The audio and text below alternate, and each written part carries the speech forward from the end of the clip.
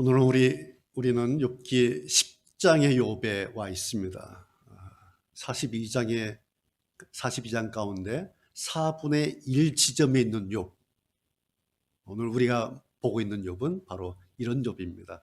욥기 42장 가운데 오늘 10장 한 4분의 1 정도에 머무르고 있는 그 욥한테 오늘 우리가 와 있습니다. 이 욥을 통해서 하나님께서 어떤 메시지를 우리에게 전할 것인가?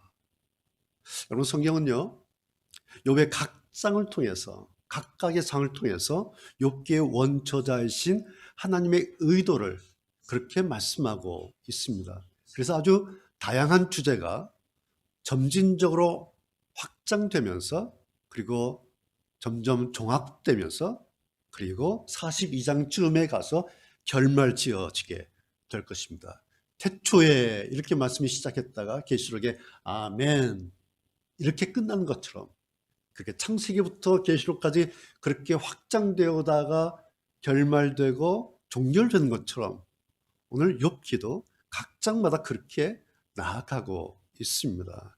그런 점에서 오늘 우리는 성경의 수용적인 독자다, 성경을 읽고 그렇구나 라고 수용하는 그런 독자일 뿐입니다. 우리는 결코 내용을 여기에 첨가할 수 없고, 그리고 내용을 재설정할 수 있는 그런 권한이 우리들에게 전혀 없습니다. 5월 9일 오늘은 그래서 욥기 강의 16번째입니다. 오늘 남바가 사람 4-2-3, 사람 4 욥이 두 번째 말한 것에 대한 세 번째 설교에서 4-2-3입니다. 오늘 제목 여러분 보셨죠? 하나님의 세계에 대해서 함부로 이야기하지 말라. 좀 제목이 거창하기는 합니다만은 오늘 이것이 4-2-3번의 제목입니다. 여러분, 오늘 우리가 10장 읽었는데요, 여러분 읽으실 때에 느끼셨습니까? 오늘 10장의 욥이 도대체 무슨 말을 하고 있는 겁니까? 그래서 좀 10장을 좀 다시 읽고 오늘 설교 제목처럼 욥이 정말 하나님께 대해서, 하나님의 세계에 대해서 함부로 이야기했나? 뭐지? 어떤 거지? 좀 그 증거를 좀 찾아보려고 합니다. 그럼 우리가 일단 욥을 이해를 좀 할 거 있죠. 재앙으로 정말 상상할 수 없었던 재앙이죠. 이제 완전히 거덜났어요. 그리고 이제 몇 달이 또 지난 시점이 오늘 10장에 있는 욥이에요. 이 욥이 하나님을 향해서 이제 말하고 있지 않습니까? 그런데 읽어보면 맞는 말도 있고, 하나님을 향해서 맞는 말 가지고 비아냥거리는 말도 있어요. 그리고 잘못된 말도 있고 완전히 틀린 말도 있어요. 이런 것들이 10장 안에 막 뒤섞여 있습니다. 좀 다시 한번 보실까요? 2절에 그러죠. 하나님, 제발 나를 죄인 취급하지 말아 주십시오. 그래요. 하나님, 왜 나를 죄인 취급해요? 왜 나를 죄인 취급하지 마세요. 욥이 그렇게 해요. 그런데 여러분, 하나님이 언제 그러셨어요? 하나님이 언제, 너 죄인이야, 언제 그러셨어요? 그래서 욥이 또 그러죠. 제발 당신이 왜 나를 치시는지 이유라도 알려주십시오. 왜 치세요? 하나님이 치셨어요? 이 부분 잘 보세요. 하나님께서 욥을 치신 겁니까? 욥을 친 당사자가 누구죠? 우리는 알고 있죠. 2절의 원어 성경은 이렇게 돼 있어요. 무엇 때문에 하나님께서 저와 다투시는지 저로 알게 하십시오. 그러니까 욥은 지금 하나님과 다툰다고, 하나님께서 막 시비를 거셨다고 생각하는 거예요. 여러분, 하나님이 지금 욥하고 다투는 중입니까? 이 욥은 어떤 욥이에요? 하나님을 경외하던 사람이 지금은 하나님과 맞짱을 뜨는 사람이 된 거예요. 그 2절이에요. 3절. 나를 학대하고 멸시하면서, 하나님께서 욥을 학대하고 하나님께서 욥을 멸시하셨나요? 그러면서 하는 말이 뭐예요? 악인들의 꾀는 좋게 보십니까? 하나님께서 악인들의 꾀를 아우 잘한다, 아우 잘해 이렇게 보시나요? 이럴 때 우리가 하는 말이 있죠. 소설 쓰고 있네. 이럴 때 우리가 하는 말, 그랬는 말이에요. 소설 쓰고 있네. 또 4절 보세요.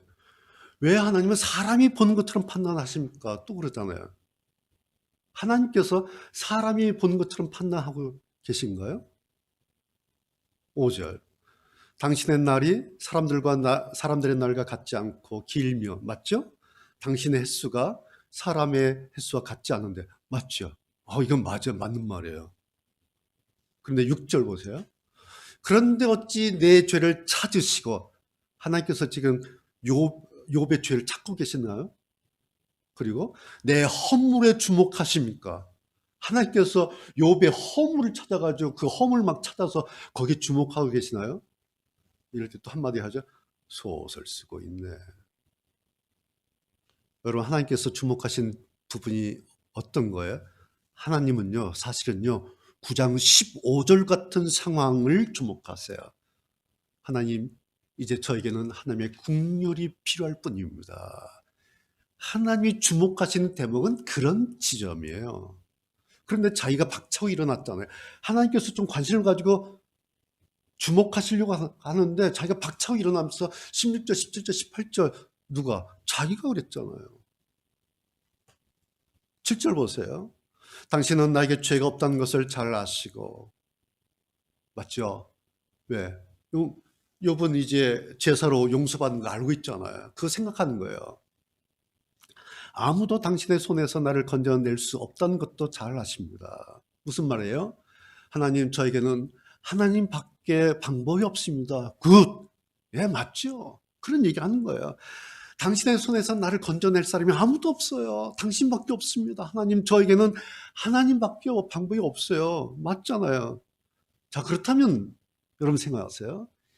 그렇다면 욥이 어떻게 해야 됩니까? 다시 9장 15절로 다시 돌아가야 하지 않습니까?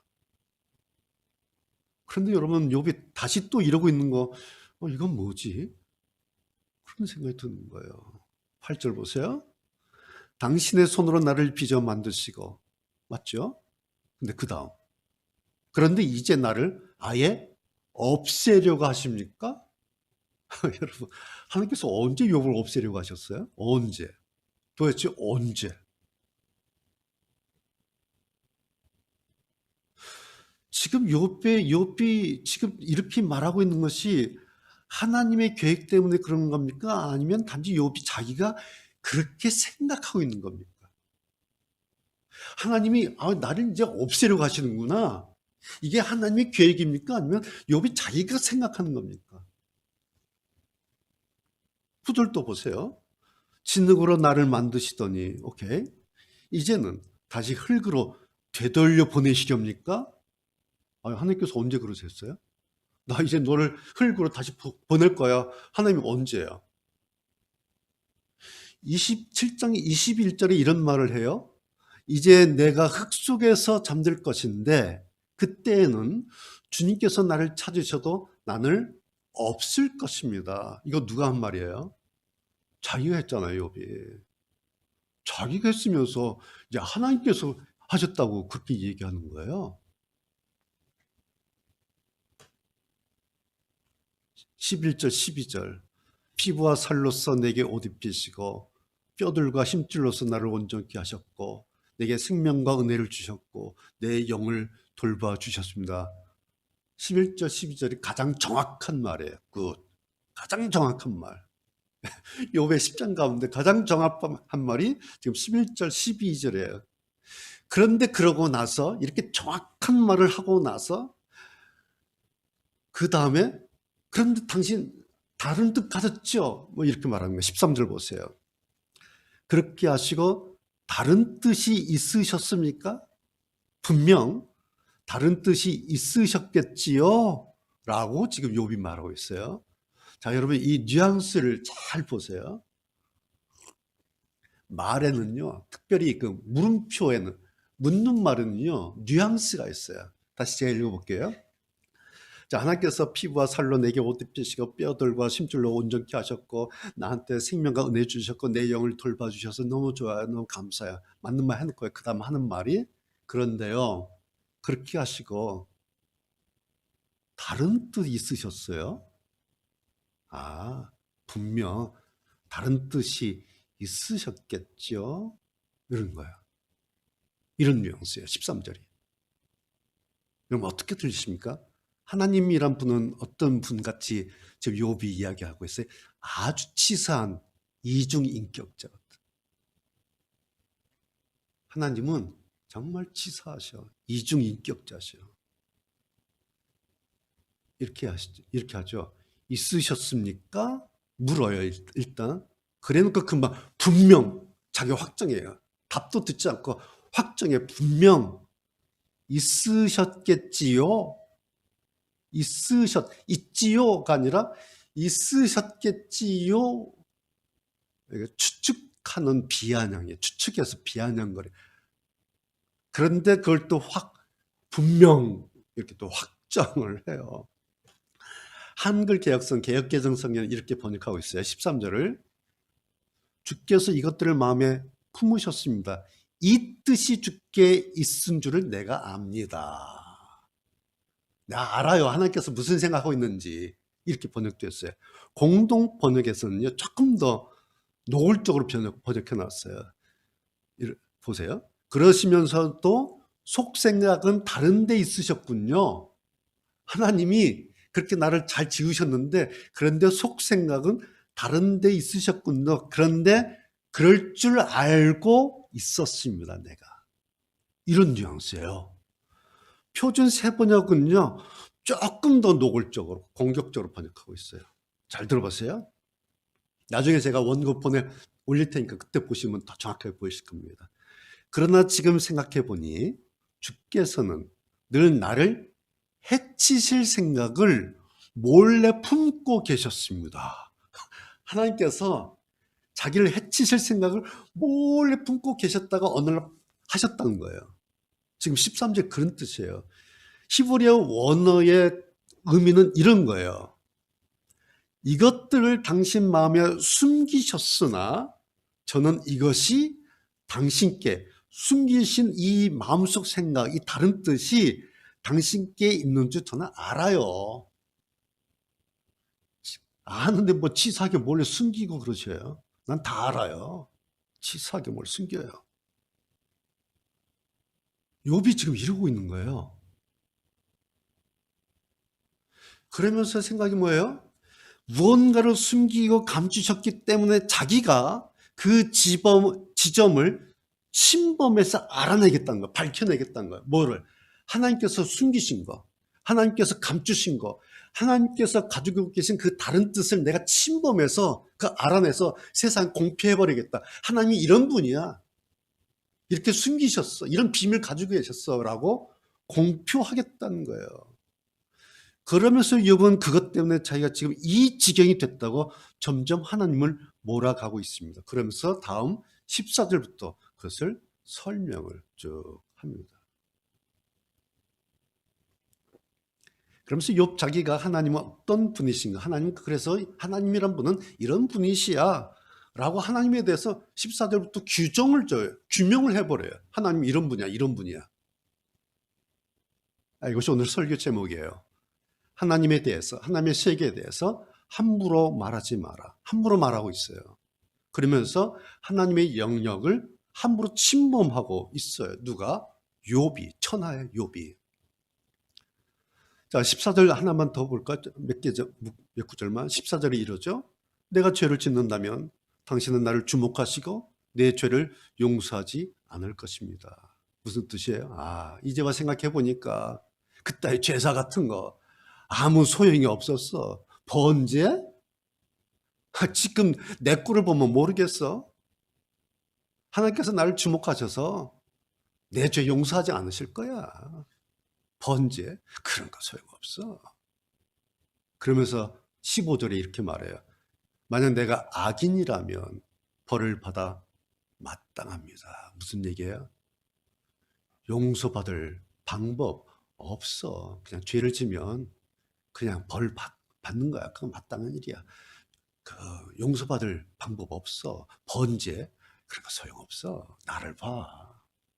내가 지금 망했잖아. 무슨 뭐 용서를 받아. 무슨 뭐 제사 드리면 죄가 없어져. 그런 거 없어. 그냥 악을 행하면 죄 있으면 벌 받고 끝나.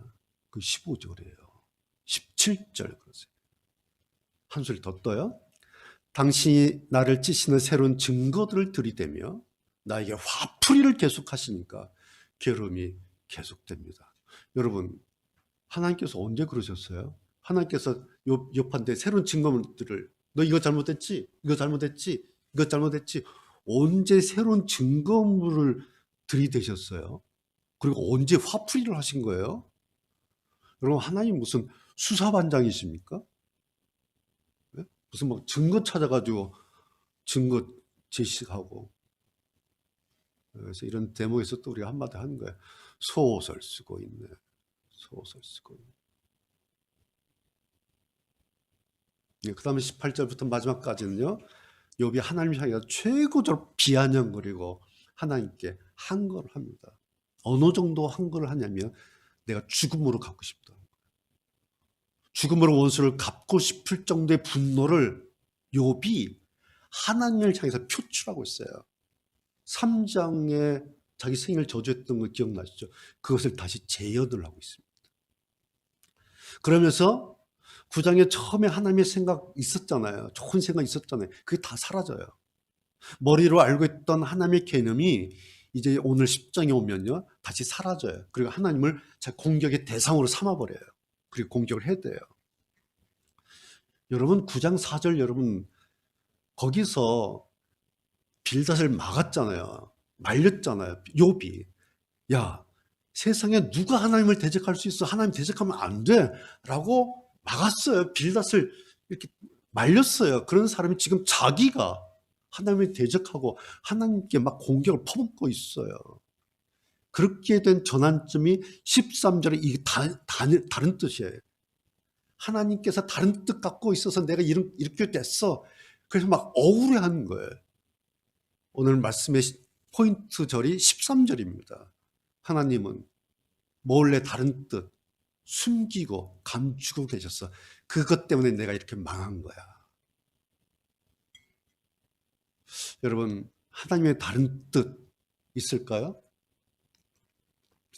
하나님에게 다른 뜻 있을까요? 있어요. 그래서 하나님은 사람이 아니라 하나님이세요. 여러분, 아브라함 기억해 보세요. 하나님께서 가라 그러셨죠. 내가 네 자손을 하늘의 묵별처럼 많게 할 것이다. 가라.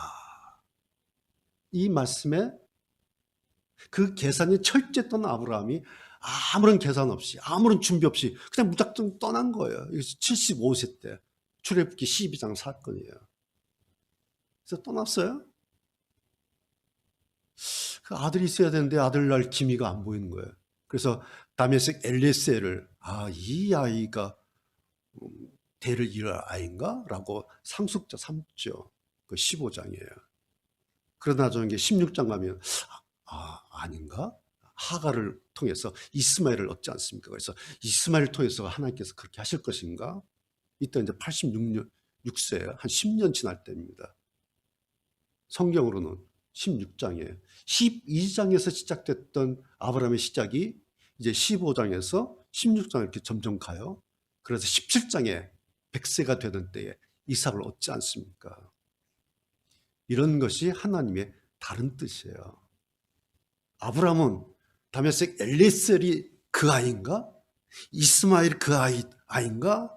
라고 했는데 하나님 아니야. 내가 너에게 허락한 아들이 있어. 100세의 날 아들 이삭이야. 그래서 아브라함이요 이삭을 얻고 나서 이렇게 하시는 거구나. 이렇게 하셨구나. 하나님의 뜻은 이거였구나. 라고 이삭을 얻고 나서 12장 출발할 때 하나님의 뜻을 알지 못했어요. 15장 때 몰랐어요. 16장 때 몰랐어요. 17장 때 와서 100세 때에 아들 낳고 나서 이게 하나님의 뜻이었구나. 하나님 이렇게 하시는구나. 이 장면을 히브리서 11장에 이렇게 기록하고 있어요.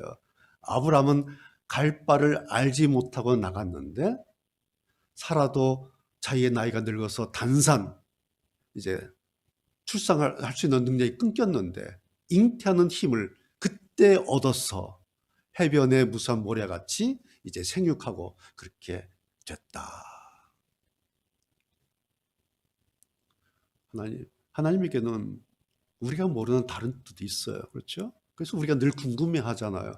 하나님의 뜻이 뭘까? 하나님의 뜻이 뭘까? 이게 이런 게 하나님의 뜻일 거야. 우리가 많이 궁금해요. 자, 하나님의 다른 뜻, 하나님의 뜻을 우리가 어떻게 알 수 있어요? 그 방법이 뭘까요?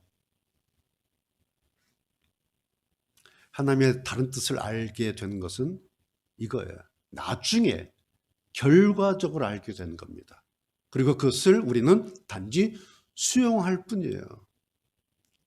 아브라함 백성의 일이 다 끝난 다음에 이삭을 얻고 나서 결과적으로 이렇게 하셨구나 라고 수용함으로써 하나님의 다른 뜻을 알게 됐다라는 것입니다. 성경은 이런 케이스를 통해서, 이런 여러 가지 모델들을 통해서 하나님의 다른 뜻을 알게 되는 방법을 우리에게 말씀하고 있어요. 가령 예를 들면 베드로예요. 사도 베드로. 베드로는 유대인이잖아요. 유대인들은 이방인을 터부시에 싫어해요. 안 만나고 싶고 하고요. 그럼 말도 안 걸어요. 근데 베드로가 환상을 보죠. 아주 더러운 짐승이에요. 그런데 하나님께서 환상을 통해서 잡아먹어라. 나중에 보니까 이방인 선교를 의미하는 거였어요. 그래서 이방인 선교가 베드로의 그 환상을 통해서 시작이 됩니다. 이것이 사도행전 10장이에요. 그러면서 나중에 베드로가 깨닫기를 나는 이방인들 만나는 거 싫어하고 저 사람들한테 말 붙이는 거 싫어했는데 하나님의 다른 뜻이 있었구나. 그래서 초대교회 이방인 선교가 시작이 됩니다. 사도 바울은 소아시아 선교했죠. 그래서 아시아 선교를 계속해서 잘 하려고 준비하고 있었어요. 그런데 환상 가운데 마게도냐 사람이 와서 우리를 도와주십시오. 그러고 나서 이제 마게도냐로 건너가지 않습니까? 이게 뭐예요? 유럽 선교가 시작된 거예요. 사도 바울은 소아시아, 아시아 지역을 선교해서 그곳에서 교회를 확장하려고 그랬는데 하나님은 아니야, 이제는 유럽이야. 그래서 나중에 깨닫는 거예요. 하나님의 다른 뜻이 있었구나. 하나님이 이렇게 하시는구나.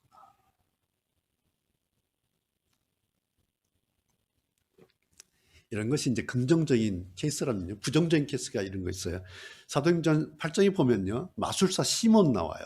기억나시죠? 옆에서 보니까요. 막 사람들이, 사도들이 안수하니까 막 성령을 받는 거예요. 그래서 자기도 가서 돈을 주면서 그 성령 나도 좀 팔으라고, 나도 좀 성령 얻고 싶다고. 그래서 죽게 되지 않습니까? 예, 하나님의 성령을 돈 주고 살려 하다가 이 시몬이 죽어요. 그 이유가 뭘까요?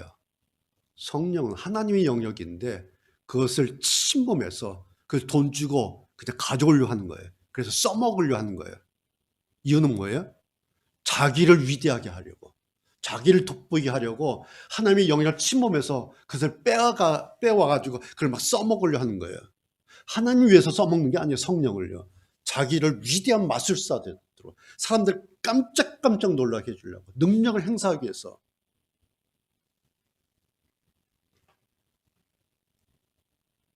그러니까 이런 방식 뭔지 이제 이해가 되시죠? 하나님의 다른 뜻에 대해서 우리는 결과적으로 수용함으로써 알게 되는 것이 하나님의 원리인데 이것을 완전히 역행하는 거예요. 내가 그냥 하나님의 뜻을 잡아버린 거예요. 그냥 들쑥 먹어버리는 거예요. 그렇게 하겠다는 가장 위험하고 가장 잘못된 그런 방식이 바로 이런 방식이에요. 어떤 사람들이 그래요. 성경에 나오는 14만 4천을 자기들이 결정을 해버려요.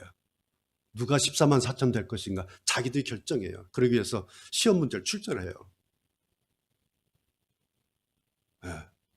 그리고 그 자기들 교리라 그러는데 제가 볼 땐 자기들 레시피예요. 그건 교리 정도도 아니에요. 그건 그냥 레시피예요. 그러면 딸딸딸딸 암기하게 해요. 그래서 시험을 봐요. 그리고 선발해요. 14만 4천 명을. 그래서 공인을 해줘요. 이 사람들이 14만 4천이다. 그래서 14만 4천 완장을 채워줘요. 이 사람들이 14만 4천 완장 찬 천국 빨치산 그룹이에요.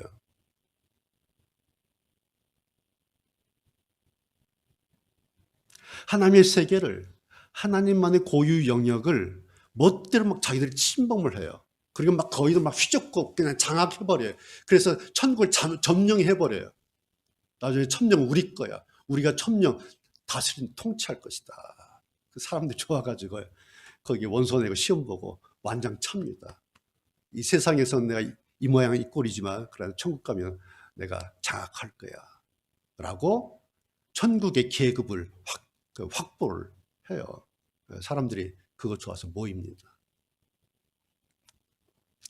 제가 몇 해 전에 어느 상담학 교수님하고 같이 팀이 돼서 상담 센터를 이제 상담 그 센터를 함께 했던 그런 적이 있어요. 그분은 이제 이미 상담 센터를 가지고 계셨고요. 저는 이제 학술적으로, 이론적으로 또 교육하는 그런 영역을 이제 맡아서 서로 뭐 자격증 교육하고 또 그 상담사들 관리하고 뭐 그러한 파트너십을 가지고 한 센터를 운영하도록 그렇게 했습니다. 처음엔 아주 굉장히 효과가 있었고 좋았어요. 근데 제가 이제 강의하러 자주 이제 갔지 않습니까? 그래서 이제 거기를 보니까 그 센터의 그 교수님의 리더십이 보이는 거예요. 제가 제일 아니라고 이야기했던 그런 모습들이 너무 많이 보이는 거예요. 물론 기질적으로 저와 좀 많이 다르고요. 완전히 다르고 여러 가지 그 프로세스가 다른 거예요. 그래서 이분하고 같이 하기가 어렵겠다. 그래서 제가 좀 이제 좀 소극적이 물론 됐겠죠. 그래 그분이 이제 뭐 많이 힘들어 하시겠죠, 당연히. 그래서 나중에 이제 마지막으로 미팅을 하는 날이에요. 그분이 저한테 이런 얘기를 해요. 제가 교수님을 놓고 기도했습니다. 그래요. 그래서 뭔 기도를 했어요? 그랬더니 하나님 도대체 장 교수란 분은 어떤 사람이에요? 장 교수는 도대체 어떤 사람입니까? 저에게 알려주십시오. 이런 기도를 했다는 거예요. 제가 깜짝 놀랐던 거예요. 그래서 기도를 해서 저에 대해서 장 교수가 어떤 사람인가 알았다는 거예요. 그 얘기를 하는데 제가 섬찟하는 거예요. 제가 막 무당 앞에 있는 것 같아요. 여러분 이게 무슨 얘기인 줄 아십니까? 이분이요 기도를 해가지고 하나님의 파일 서재에 들어가가지고요 장교수 파일을 뒤진 거예요. 몰래 들어가서 장교수가 어떤 사람인가 그 장교수 파일 하나님 파일을 막 뒤졌어요. 장교수가 이런 사람이구나. 그리고 와서 저한테 그 얘기를 하는 거예요.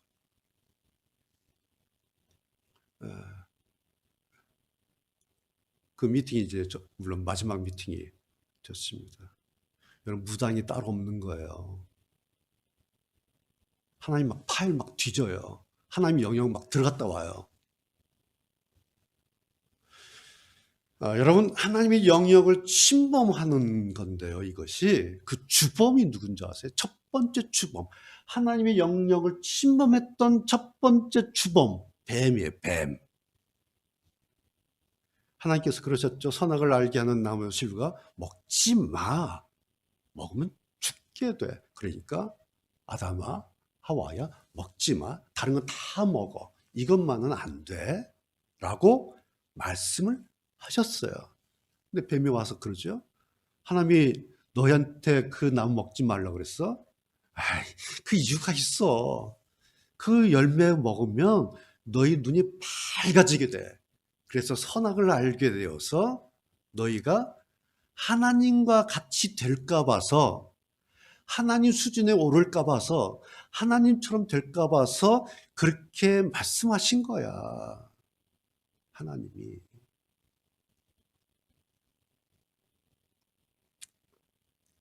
그래서 죄라고 하는 것이 시작됐어요. 주범이에요, 뱀이. 여러분 오늘날에도 우리가 좋은 뜻에서 하나님 닮아가길 원하고 예수님 닮기를 원하는데요. 그거하고 하나님과 같이 되는 거, 하나님처럼 되는 거 이런 것은 높은 수준의 영성이 아니에요. 이것은 그냥 아주 위험한 영적 교만이에요. 그 뭔지 아세요? 자기를 특별하게 만들고 싶은 욕망 때문에 그래요. 따라서 어느 선에서 멈춰야 합니다. 어느 선에서 멈춰야 해요. 하나님의 다른 뜻이 뭘까 도대체 뭘까 아무리 궁금하고 아무리 죽을 맛이라 하더라도 어느 선에서 멈춰야 합니다. 그래서 하나님 다른 뜻 뭐지? 몰라서 알 수가 없어서 답답하고 숨이 막힐 것 같아서 그래서 가슴을 쓸어안고 전전긍긍하면서 하나님 앞에서 엎어져 탄식하는 그 자리, 그 사람, 그것이 창조주 하나님과 피조물인 자기의 존재로서의 그 무능함을 인식하고 인정하는, 그런데 그 자리가 가장 안정되고 가장 탁월한 상한 심령의 자리예요. 그것을 다윗이 말하는 거예요. 이거를 하나님이 좋아하시는구나. 다윗이 하나님께서 가장 좋아하시는 거 번지가 아니라 상한 심령이자. 그러니까 하나님께서 뭐라 그러세요? 다윗 너는 내 마음이 합했어. 네가 내 마음을 읽어냈구나. 뭐예요? 하나님과 가장 친밀한 관계가 형성됐어요. 그런데 바로 이 지점에서 사람들이 착각하는 게 있습니다. 하나님과 친밀하게 됐다. 단지 하나님과 친밀하게 됐다라는 건데 이것과 하나님과 동급이 됐다고 하는 것은 달라요. 하나님과 우리가 친밀하게 됐다는 것이 하나님과 급이 같아졌다는 말이 아니죠. 동급이 됐다는 말이 아니에요. 예수님께서도 요한복음 15장에서 그런 말씀하셨죠. 내 안에 거하라 그러면 나도 너희 안에 거할 것이야. 너희가 내 안에 거하고 내 말이 너희 안에 거하면 무엇이든지 원하는 대로 구해라. 그러면 이룰 것이야. 무슨 의도였겠습니까? 예수님과 나와의 친밀한 관계의 그 거리를 의미하는 거예요. 내가 너 안에 있고 네가 내 안에 있는 것처럼 그렇게 친밀하도록 그렇게 지내라 라는 말씀이지, 그렇게 되면 너와 나하고 동급이야, 너 나하고 동급이 되라, 그런 의미가 아니에요. 오히려 창조주와 피조물로서의 관계를 우리가 자연스럽게 그리고 일상적으로 인식하고 인정하고 살면요, 여러분, 그러면 우리에게 안정감이 와요. 평안해져요. 자유가 누려져요. 하나님의 샬롬을 오히려 우리가 만끽할 수 있다. 그 약속을 하신 말씀이지, 네가 내 안에 있으면 넌 나하고 이제 동급돼. 네가 마음대로 해도 돼. 이런 말씀이 아니에요. 이것이 복음적인 생각입니다. 근데 아까 나왔던 시몬, 뭐예요? 성경에 이렇게 기록되고 있어요. 시몬이 사도들의 안수함으로 성령 받는 것을 보고 돈을 들여 가로되 이 권능을 내게도 주어, 뭐예요? 성령을 소유하고 싶다는 거예요. 성령을 내 안에 그냥 가지고 있는 거예요. 소유하는 거예요. 왜? 누구든지 내가 안수하는 사람은 성령을 받게 하여 주소서. 그 다음부터 내가 성령을 행사하겠다는 거예요. 내가 성령을 써먹겠다는 거예요. 그래서 그런데 사도가 뭐라 그래요? 네가 하나님의 선물을 돈 주고 살 줄로 생각하였느냐? 네 은과 함께 망할지어다. 이 시몬의 생각은 사탄적인 생각이에요. 이런 생각이에요. 사탄의 생각이에요. 뭐예요? 하나님처럼 되고 싶어.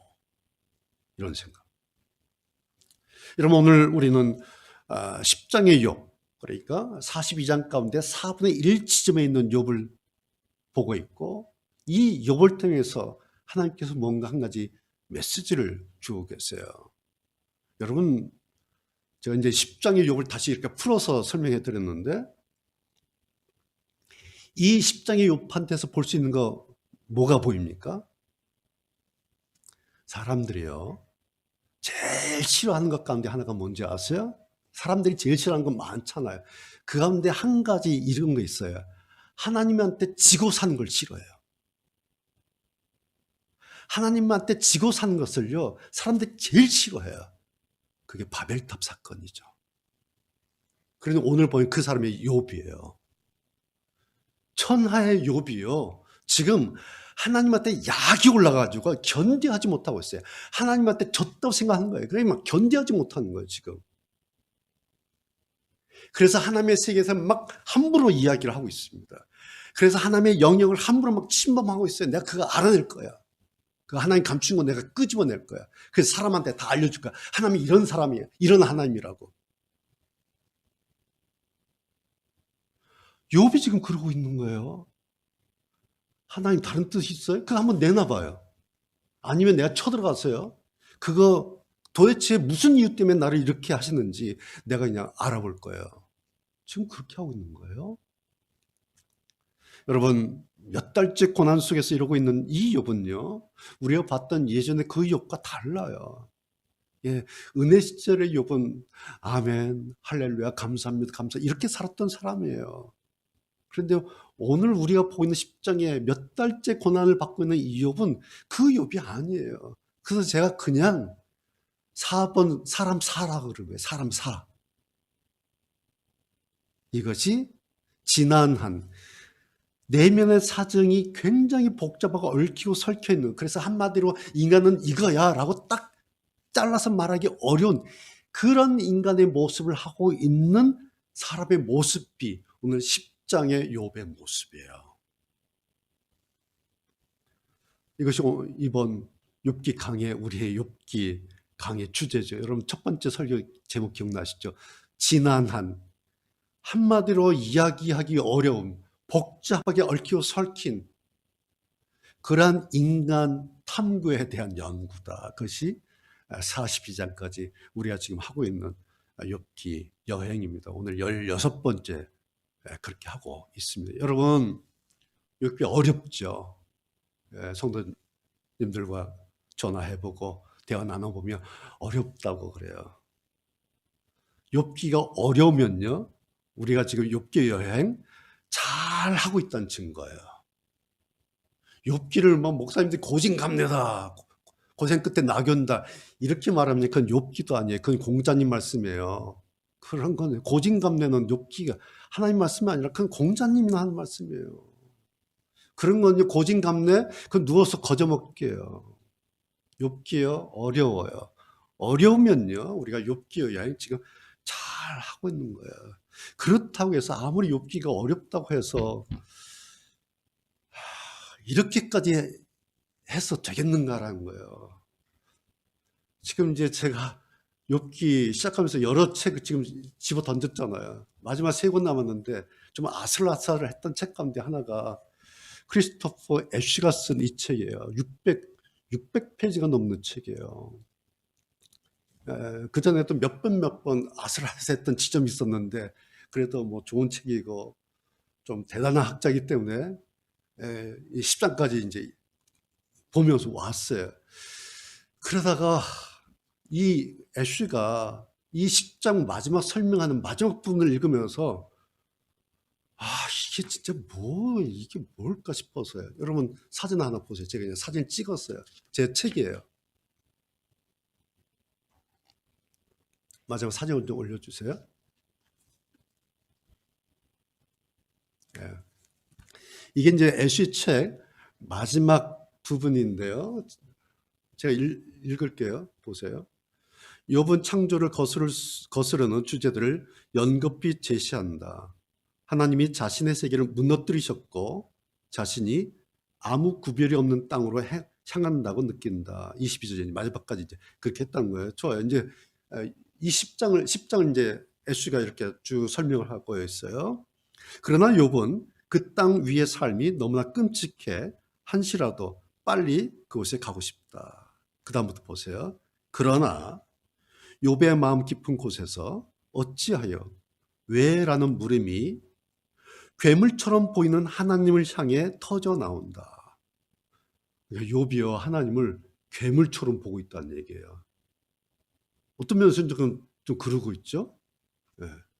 그런데 그 다음, 그런데 이 물음과 이 연설에 희망이 있다.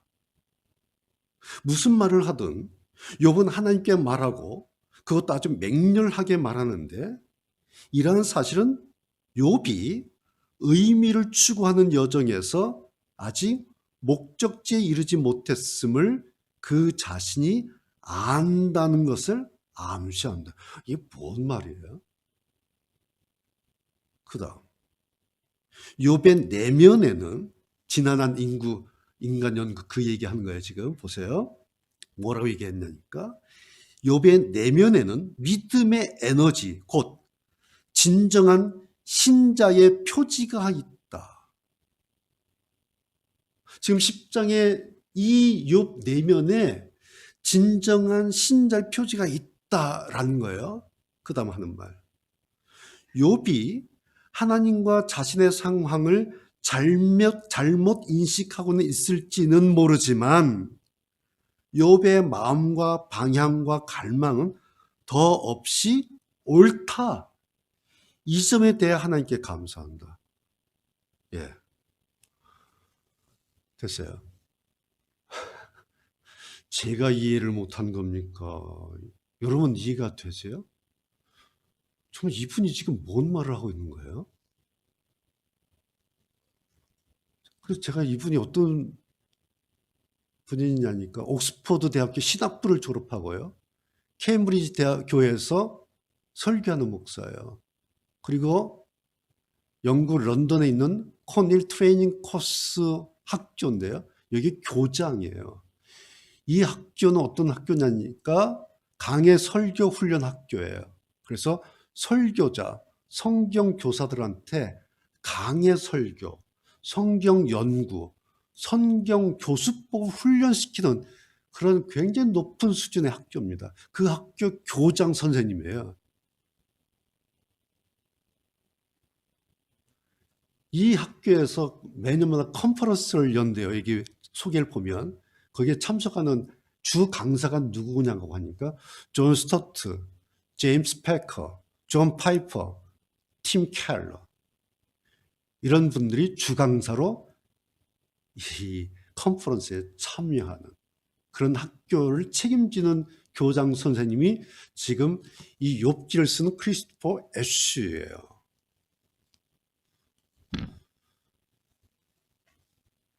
제가 내가 지금 잘못하고 있나? 내가 지금 모르고 있나? 내가 틀렸나? 여러분 나중에요. 저한테 좀 얘기 좀 해주세요. 제가 뭘 지금 잘못하고 있는지, 제가 어디가 틀렸는지, 제가 지금 뭘 잘못 보고 있는지, 제가 지금 고민이 많아요, 사실. 그럼 저에게 좀 얘기 좀 해주세요. 제가 어디가 틀렸는지, 제가 성경에서 어디가 잘못됐는지, 제가 좀 심각해요. 왜? 이런 분들이 지금 이렇게 얘기하고 있는 거예요, 이 책에서. 이렇게 두꺼운 600페이지 넘어가는 욥기 전문 서적에서. 기도하시겠습니다. 자비하신